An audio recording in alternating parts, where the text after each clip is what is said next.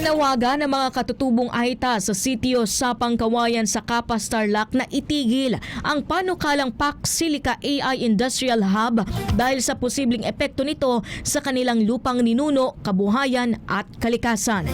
Ayon kay Chief Chain Petroniza Capriz Munoz, nakataya ang kanilang ancestral domain na matagal na nilang pinaglalaban, kaya hindi umano sila papayag na maalis sa lugar na kanilang tinitirhan at sinasakahan. Iginit din ng mga katutubo na matagal na ang aplikasyon nila para sa Ancestral Domain Title sa National Commission on Indigenous People o NCIP, subalit hanggang ngayon ay hindi pa rin ito naaaprubahan.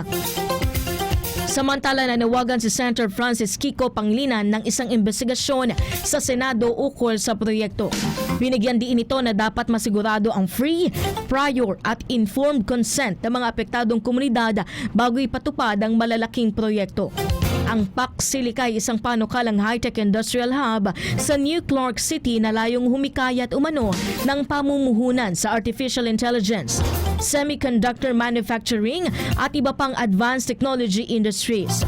Samantala, may mga posibleng banta sa kalikasan at kabuhayan dahil sa mataas na konsumo ng tubig at kuryente at sa 4,000 ektarya na kakailanganin para itayo ang nasabing hub.